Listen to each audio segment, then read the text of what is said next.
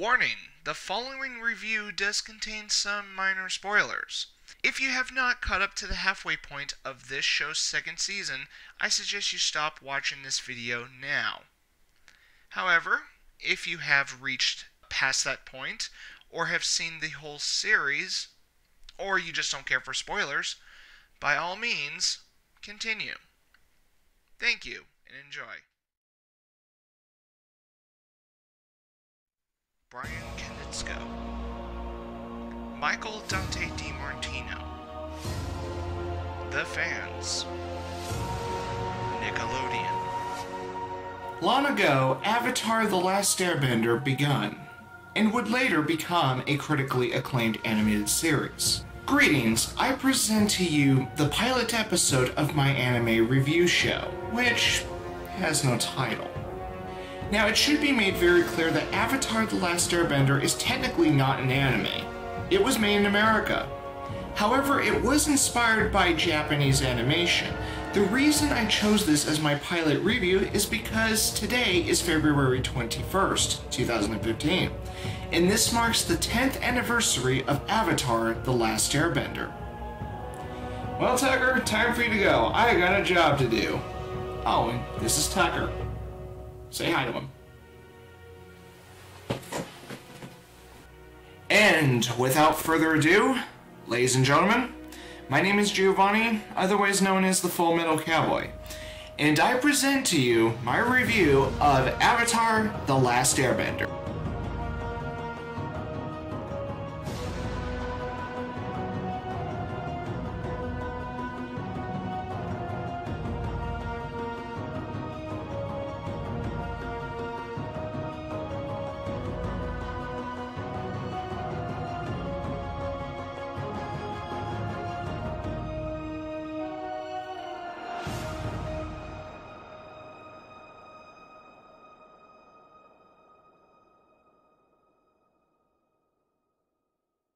Water, earth, fire, air. Long ago, the four nations lived together in harmony. Then, everything changed when the Fire Nation attacked. Only the Avatar, master of all four elements, could stop them, but when the world needed him most, he vanished. 100 years passed, and Sokka and Katara discovered the new Avatar, an airbender named Aang. And although his airbending skills are great, he has a lot to learn before he's ready to save anyone. Some believed Aang would save the world. Avatar: The Last Airbender was animated by 3 studios, JM Animation, Dr. Movie, and Moe Animation. The overall design of the show is a fascinating subject. Anime sure played a huge part in the character design of this show, but the nice thing is that its use of animation was balanced out. Anime studios sometimes can be guilty of taking shortcuts in its animation to save room for the eye-popping awesome visuals that anime succeeds on. However, it does make it noticeable to see animation flaws. The animation of Avatar does look average at best to start off with, but as the show progresses you may notice an increase of the show's animation quality. In the long run, this paid off well, but what about the fact that there were 3 animation studios that worked on it? There are some design differences that can be noticed mostly during the first season, but as the second and third season came along, I couldn't tell much of a difference. This is not even a nitpick or a criticism. The animation is balanced, and I personally have no issues with it. There is one element that does complement the show with its atmosphere: the music. Jeremy Zuckerman is the man responsible for the soundtrack of Avatar, and as far as I'm aware, Avatar was the first show he ever composed. And regardless of his experience, I found the soundtrack of Avatar very fitting with the show. There are some reasons I say this. Before Avatar was made, Jeremy Zuckerman studied music in college. Now I kinda see why his first music composition in television was not amateurish.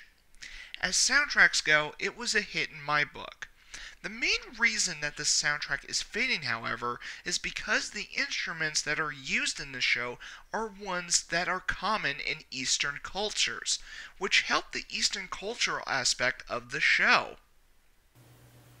It's a nice touch. The voice acting is another thing worth mentioning. Avatar The Last Airbender happened to have Andrea Romano for voice director. I can't stress this enough. She is a big name when it comes to voice directors. She has voice directed memorable shows such as DuckTales, Tiny Toon Adventures, Freakazoid, Pinky and the Brain, Justice League, Teen Titans, Animaniacs, And last but not least,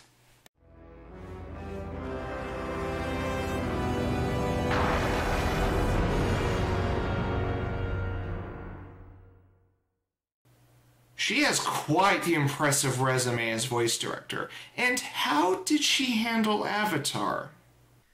Well, Zach Tyler Eisen and Jack DeSena have not done much after Avatar, but they will always be known for playing Aang and Sokka. Mae Whitman was great as Katara, and who would have known she was the president's daughter from Independence Day and Roxy from the Scott Pilgrim movie? Well, at least she has a career. She's now playing April O'Neil in the 2012 series of Teenage Mutant Ninja Turtles. Jessie Flower is also great as Toph, and let's face it, Toph is going to be one of the very few roles that she's going to be remembered by for most people. She may have not done too much, but she has had some stuff done before and since Avatar, which most of those roles were minor. However, if there is one voice actor that was on fire from start to finish, leaving out an incredible overall performance, and when I say he's on fire, I mean this symbolically and literally. That voice actor would be Dante Bosco. Zuko is without a doubt Dante Bosco's best performance. He is best known for that role. And he even got to cosplay as Zuko in an episode of an internet series, Nostalgia Critic. Don't believe me? Here's a clip. Honor! Honor! Honor! Honor!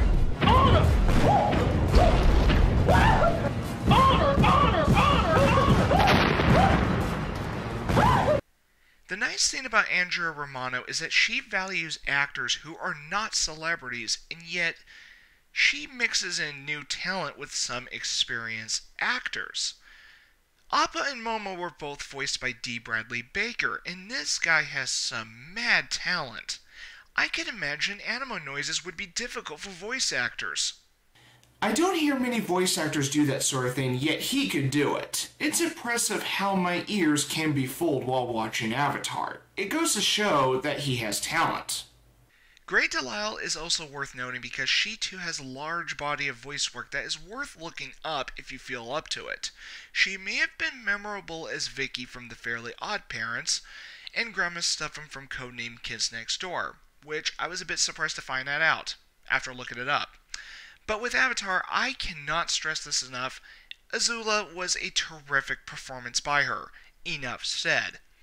Avatar The Last Airbender happened to have Mako in it, and the performance turned out to be one of his last after he passed away in 2007. And he had to be replaced in the third and final season. Even though Greg Baldwin obviously sounds nothing like Mako, fans of the show were content with the replacement because of Mako's passing. Even I understand the situation. Greg Baldwin at least did the best he could, and he did do the job well. It is unfortunate that Mako did not live long enough to finish that role. Overall, both performances were memorable. If there is one person that is a bit special than all the rest, that would be Mark Hamill. We all know he was the famous Jedi Knight Luke Skywalker, and we all should know by now that he was the voice of the Joker in Batman the Animated Series. Admit it, you enjoyed him as a villain as much as everyone else did. Let the good times roll! Mark Hamill plays the main villain in this show, and he does not disappoint. Hands down. The overall voice acting is superb, and this is yet another show where Andrea Romano does not disappoint. After all the work she's done, she is one of my favorite voice directors.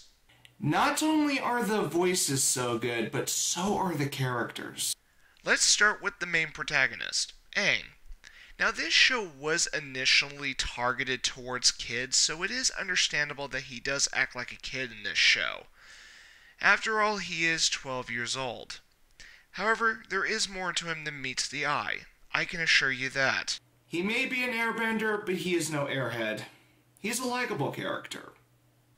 Katara is also a fascinating character because even though she's kind-hearted, she is the most ethical character in the show. Sokka, on the other hand, is there mostly for one reason: comic relief. Fortunately, there are not many overused jokes. Toph is a nice addition to the main cast because her personality is pretty much the polar opposite of Katara. She is rebellious, direct, and a likable brat. What makes Toph stand out just as much as the rest, well, you're gonna have to see for yourself. Then there's Zuko. I've already said that Dante Bosco's performance was outstanding. Well, that is because Zuko is worth keeping an eye on. He is one of my favorite characters in Avatar, but I'm afraid I can't say much about this guy because it does go into spoiler territory. But if you have seen the show, you may get the idea why I like this character a lot. His sister Azula is one character that some may love to hate. His uncle Iroh is a great character because he has humor, wisdom, and heart. For the sake of this review, I will not mention any details concerning the main villain, if you haven't seen the show. This is because it involves one word. Spoilers. The characters are what really sold this show, and this is likely the reason why Avatar is arguably Nickelodeon's best show. Previous Nickelodeon animated series were usually episodic and didn't need to have character development, and that is fine when it comes to kids' animated shows. And Nickelodeon was not the only network to have episodic animated series. Cartoon Network had the same deal as well back in those days, and no one really complained that much. However, Avatar was a rare treat because the characters were three-dimensional, flawed in a good way, and are written well. I didn't see many characters that were cardboard cutouts. That's how good the characters were written in this show, and it is without a doubt the show's strongest factor. I will admit Avatar does have one thing I could nitpick on. I could easily call it the animated equivalent of Star Wars. I've watched Star Wars many times. I've seen most of Hayao Miyazaki's work, and I've seen a number of anime. And what do you know? Brian Konietzko and Michael Dante DiMartino actually paid homage to such things because those sources are what really influenced Avatar. In all honesty, I am okay if this is being viewed as the animated equivalent of Star Wars. George Lucas was inspired by a number of things like Flash Gordon, Akira Kurosawa's samurai flicks, westerns, and many other things, and put them into a sci-fi movie that we all know today as Star Wars, which of course later became a franchise. Avatar isn't too different except that it was made by two people and it was in the fantasy genre. Plus, there were martial arts that were implemented in the show based on real martial arts, which is kind of a nice little bonus for the show. I will admit that I have noticed that the show can be at times episodic and sometimes slow. This actually never bothered me, and that is because it devotes that time for world building as well as character development. This also makes the overarching story flow in the right places, and it's rewarding to see the overall outcome. Now, there is one major tick that does need to be addressed.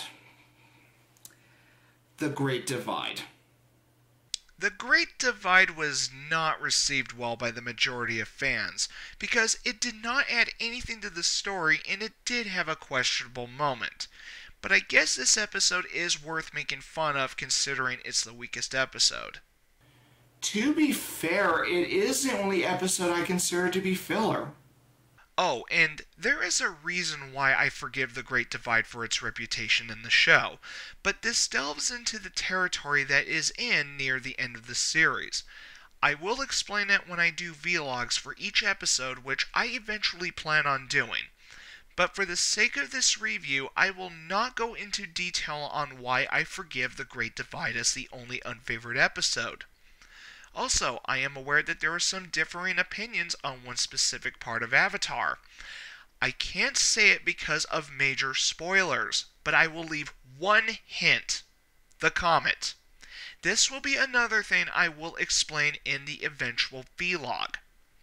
If anyone has seen the show and knows what I'm referring to, I can honestly say that I understand the point behind it, and I actually had no problem with it. Brian Konietzko and Michael Dante DiMartino had a lot of thought put into this show, and it did show. Avatar: The Last Airbender took its viewers seriously, and it didn't treat kids, teenagers, and even adults like morons. The show can be a bit preachy at times with its messages, but that's because it was geared towards kids initially.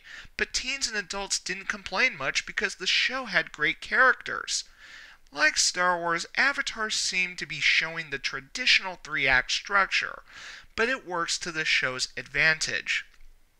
The story's pattern may be basic, but it still holds up because it did have some dark themes, but in spite of that, it did have themes of spirituality as well. It may have had some dark things going on in it, but there are some lighthearted things in the show. The key word of Avatar: The Last Airbender as a whole is balance. Whether it's by situation, forces, or pros and cons, Avatar: The Last Airbender is the kind of show that still holds up even today. Avatar: The Last Airbender is available by Nickelodeon. I strongly suggest avoiding the live-action film adaptation since no sequel was ever confirmed and it was universally hated by fans and critics. Trust me when I say this, avoid that fart in the wind. The Lost Adventures series of comics are not really necessary to read, since I have no interest in them myself. If you feel like checking them out, be my guest. However, the Avatar: The Last Airbender graphic novels that start with the promise are actually worth the read, because it actually follows the story after the finale of the show.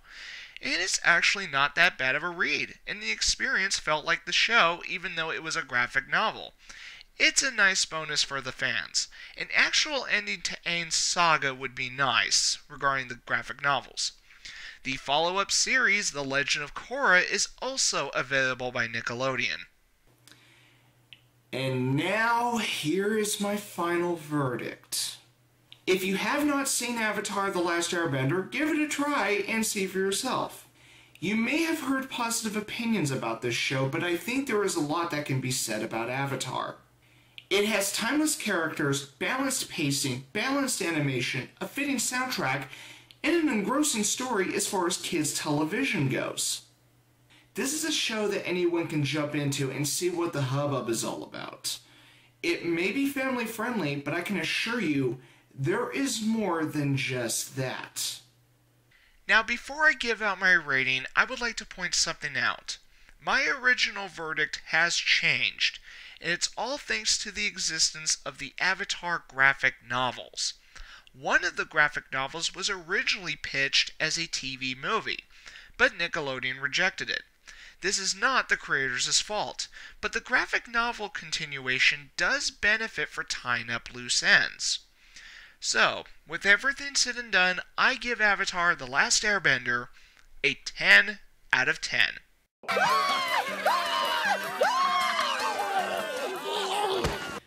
Well, that ends my review, and if you like what you see, please feel free to leave a comment, and if you want to subscribe, there is a subscribe button down below if you want to see more content. And there will be more reviews coming along the way, so I will see you in the next review.